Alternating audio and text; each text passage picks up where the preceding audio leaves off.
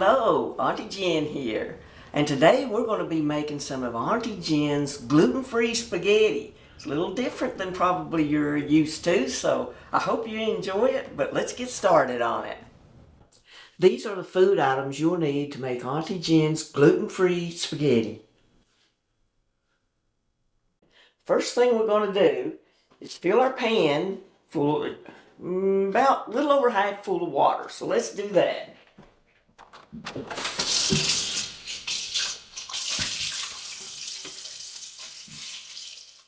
We're just getting water from the tap.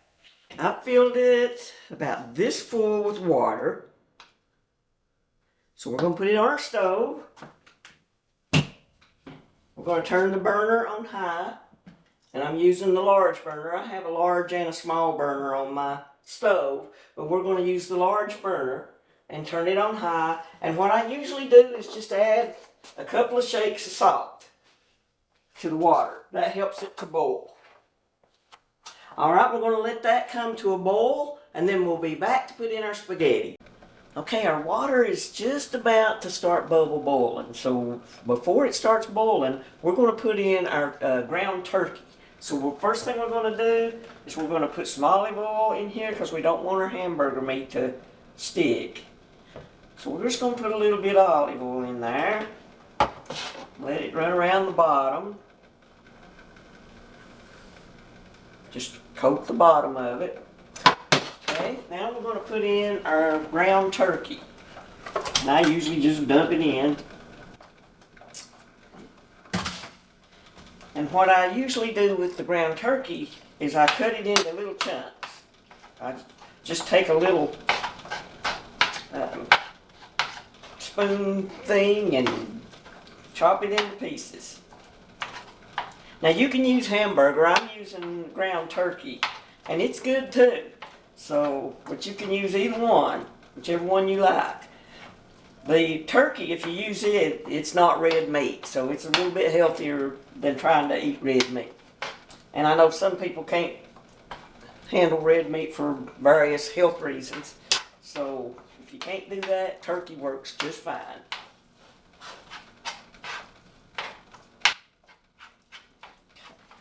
Now, got that chopped up, we're going to turn it on.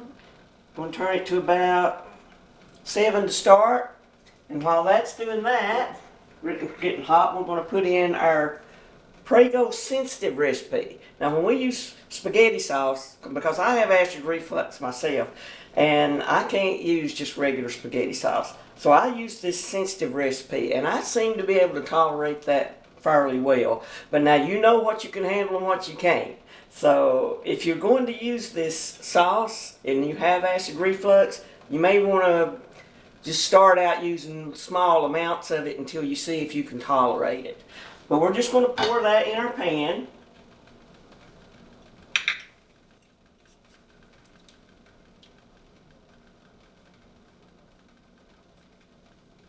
Okay. And then you better put a lid on it too, because if you don't, it's going to pop all over your kitchen. So I put a lid on it, but we're not going to turn that on just yet. Alright, I'm going to wash my hands where I've kind of handled this turkey. Alright, we're back.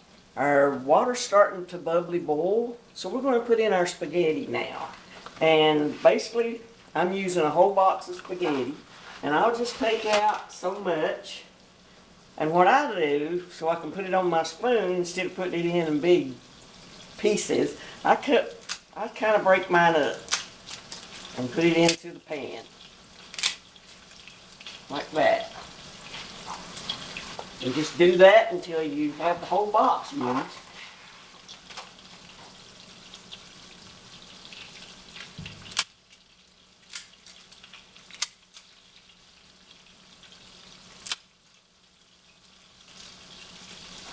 Alright, I'm going to finish putting this in, and we'll be back in just a moment.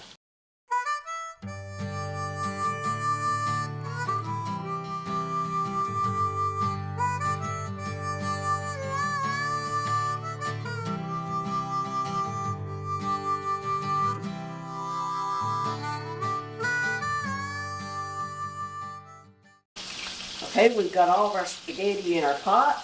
Now that it's in there, I just want to take a spoon like this and stir it around a bit so it don't just all bunch up in the same place. We're going to try to spread it out just a little.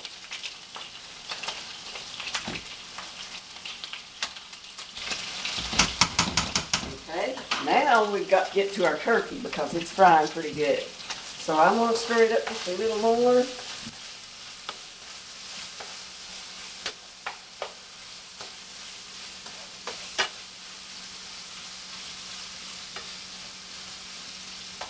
Still cut it into smaller chunks. Now you can cut up this turkey as small or large as you want it. Just depends on how you like the meat on it. I usually try to get mine a little smaller because I like it to be more like a meat sauce.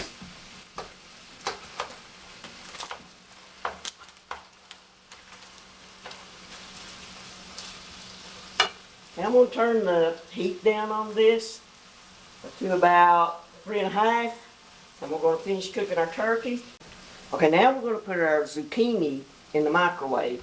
And I've got a little plate here because if we don't put it in a plate, the water's going to leak out and it'll get all over your microwave. So I put it in a plate and put it in the microwave. And we're going to cook it for 7 minutes.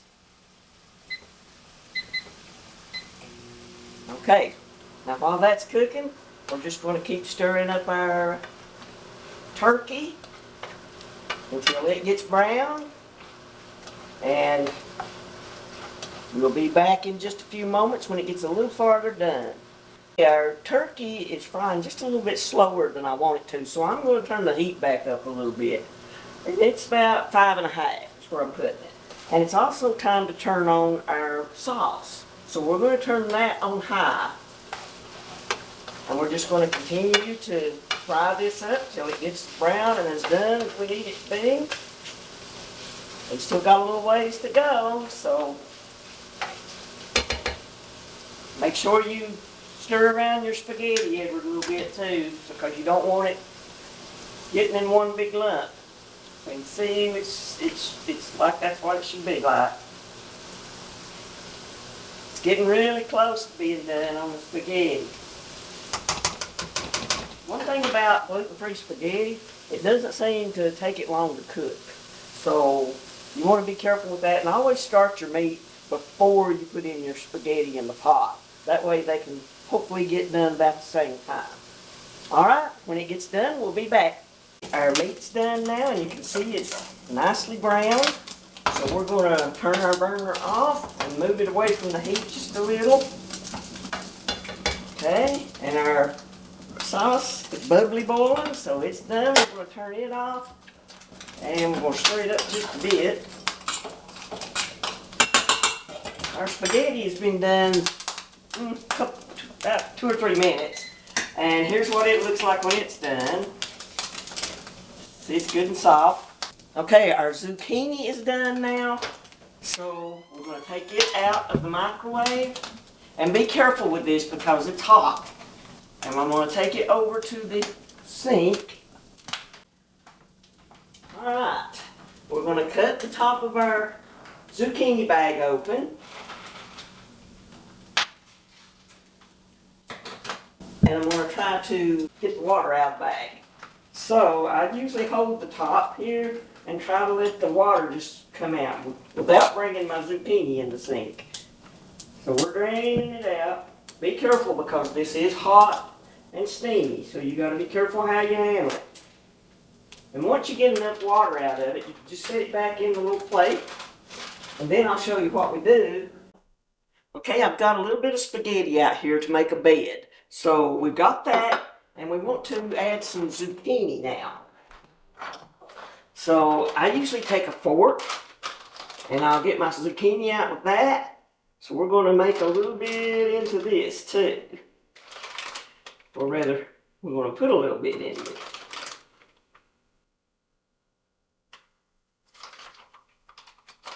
And this zucchini gives it a whole new different flavor, and it is really good. All right, so we got a little bit of zucchini in there now. So let's add some of our meat to it.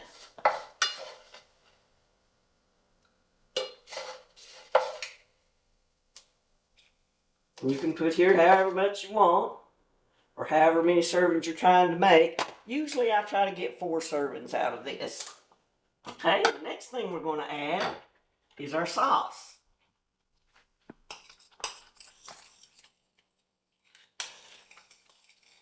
And like I said, if you have acid reflux, you might want to go easy on the sauce. So you might want to put something about like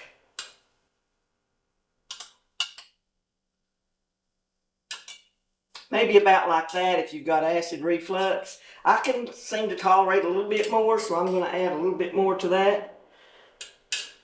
Again, it's just going to be trial and error for you on how much you can do if you have acid reflux. Alright, so I'm going to put about that much on mine. Alright, we'll be back in a minute and I'll show you a better picture of it. Alright, this is the finished product. Doesn't it look good? If you could just smell it. Oh, I can't wait to eat it. Alright, this is how you make Auntie Jen's gluten-free spaghetti. Leave me a comment. Make sure to subscribe now so you can get more gluten-free recipes from Auntie Jen. Okay, and make sure to like as well. Alright, I'll catch you on the next recipe.